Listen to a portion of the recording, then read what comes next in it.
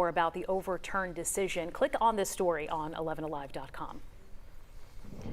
We are halfway through the week and this heat wave continues. Chief Meteorologist Chris Holcomb has been tracking it all for us. Chris, we've been dancing close to that triple-digit mark. Did we hit 100? We were just shy of 100, but we did tie the record today. Our high made it up to 98 degrees. That is the record high for today's date. So if you can celebrate something, maybe the fact that we didn't hit 100, but we did tie a record, I don't know if that's worth celebrating or not. But we have this heat advisory that remains in effect until 9 o'clock tonight for these areas to the east of us, including Walton County, Newton County, down toward Butts County, also into Upson County, Lamar County. You're included in that as well. It goes over to Athens, also Eatonton, around the Lake Oconee area, where we're seeing not just heat index readings, but we're talking about temperatures up to 103. In fact, Athens right now is at 102. That ties the record for today's date.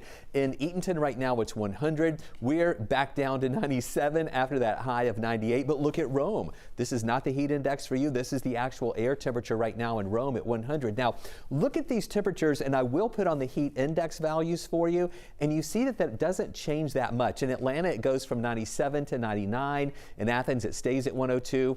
Rome goes from 100 to 103. That's because the humidity levels are on the low end.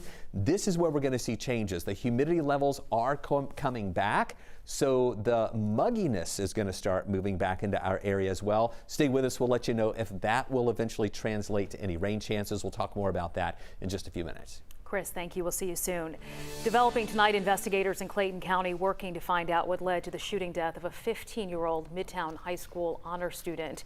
And take a look here. This is a photo of the teenager. His name is Terrence Denson. The photo shared with us by his family. Right now, details are limited, but we know he was gunned down at the Gardenwood Apartments last night. Police say they're still looking for the shooter. We'll have more details about Terrence's case coming up at 5:30. We are looking ahead to tomorrow's January 6th House hearing. The House Insurrection Panel continues to peel back the layers of what happened leading up to and on the day of the Capitol riot in 2021. Ariana Manise is live on Capitol Hill. Ariana, as a former Capitol Hill correspondent, this is very familiar territory for you. Definitely, Cheryl. I spent the last 2 days walking the halls of Capitol Hill, tracking down Georgia lawmakers to get their reaction on testimony from election officials and workers from back home as they describe their ongoing efforts to debunk claims of voter fraud. Now, as the committee, they will shift their focus away from Georgia. I spoke to Senator Ossoff, who says that we should keep our eye on the ongoing proceedings. The outgoing president of the United States sought to hold on to power and defy the will of the people as expressed in an election. As a House January 6th panel prepares for Thursday's hearing, Senator John Ossoff says this is an investigation that deserves the public's attention. And we have to be very clear-eyed about the fact that this was a significant threat to the peaceful transfer of power from one administration to the next and to the rule of law. Georgia was at the center of Tuesday's committee hearing as the panel heard testimony about how former President Trump deployed a pressure campaign against Georgia officials in an attempt to overturn the state's election results.